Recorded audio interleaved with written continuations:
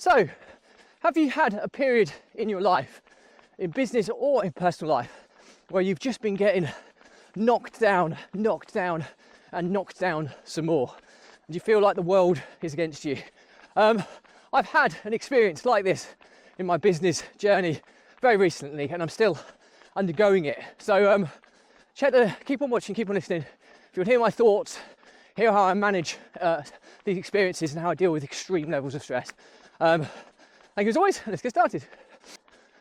Welcome back to consecutive day 1629 of a diary of a runpreneur. If you believe in my mission of saving the lives of children by attempting the ultimate ultra marathon of run vlogging on consecutive days, the distance or lap of the world of effort style, do give us a subscribe, share, like and comment. More people we get in front of, more money we raise, more children's lives we save, which is why I do this every single day. Thank you as always. Stay positive, stay happy, and let's get started.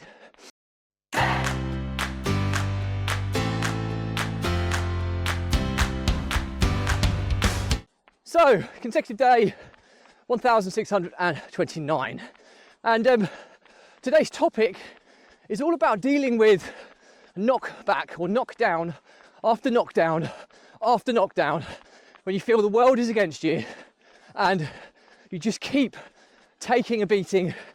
How do you come back from this? How do you stay resilient? How do you recover? So this could be very applicable to people in business, on their entrepreneurial journey, or even in their personal lives. It's very, very relevant. So reason for the episode is the last 2 to 3 weeks of my entrepreneurial journey has been up there with the hardest I've experienced. And bear in mind, I've almost been bankrupt before in my journey. So that will give you an understanding of how much pressure I've been under. So we've had countless knockbacks in these past 2 to 3 weeks, which have put myself under a huge amount of personal stress, overwhelm, anxiety, and it's all to do with, protecting what we've built, and we're proud of what we built, and we continue to proceed with what we've built, and protecting our stakeholders involved, customers, suppliers, anybody who's associated with what we do in business is a relationship we need to protect. And I think if only more people had that same mindset, the world would be a better place. But anyway, so the cut and thrust of it is that we've had some pretty significant banking restriction challenges to overcome. We still haven't overcome them. We're partway through overcoming them, and the can just keeps getting kicked down the road, incredibly frustratingly. And we have a huge financial obligation to our customers, our suppliers, everybody, all of our stakeholders, and that's been tested to the absolute max. So we've gone from being incredibly liquid with large cash reserves to temporarily trading hand to mouth and managing cash flow on a day-to-day basis, trying to work with banks to kind of allow us a kind of basic level of commerce facility. And every time you think you've got a temporary solution in place, it seems to get whipped from under you. And it's just incredibly demoralizing, especially when you're trying to manage the communication that goes out to your kind of supplier, creditor, investor, customer base. And you're trying to maintain trust and confidence in what you do. It's incredibly stressful, and it creates huge amounts of anxiety and overwhelm. So anyway, enough about the scenario. What is the plan? What is the protocol for kind of dealing with it?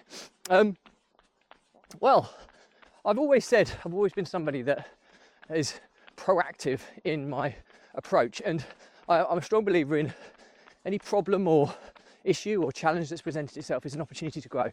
And I've treated this just the same, in that every kind of knockback is just another self-perpetuating problem, which in turn gives me an opportunity to solve it, an opportunity to grow as a person, to grow as a business person, to grow as an entrepreneur, and to grow in my competency in solving problems. I think that's really, really key. Also, the other thing that's been a massive benefit to me has been my ability to try and remove emotion from the situation. And you know, even though when news hits, it's very quick and easy to kind of panic. Once you just take a deep breath and a step back and actually realise that, you know, this is the fact, this is the situation we're now facing.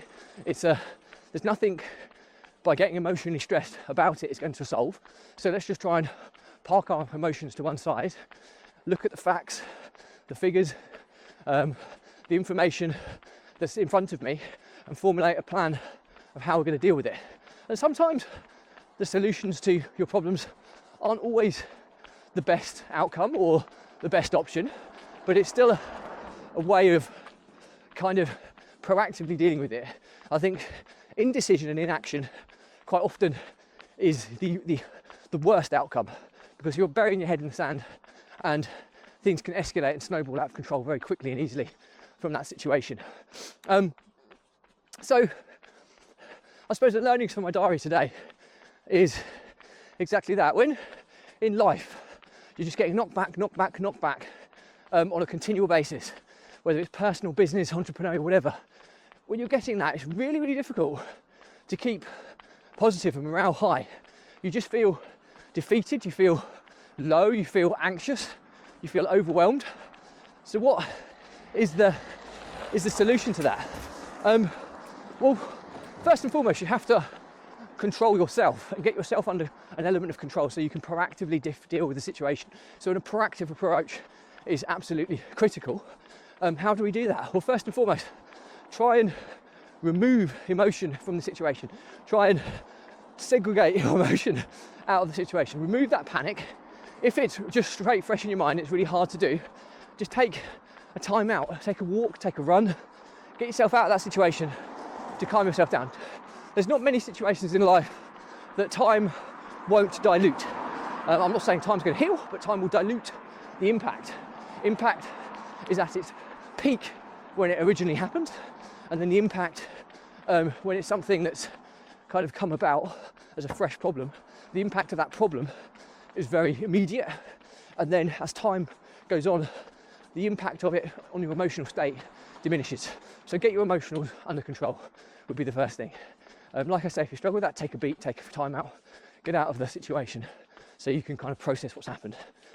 Then proactively get the facts, figures, the information that's true and real in front of you, and then look at what you can control and don't worry about what you can't.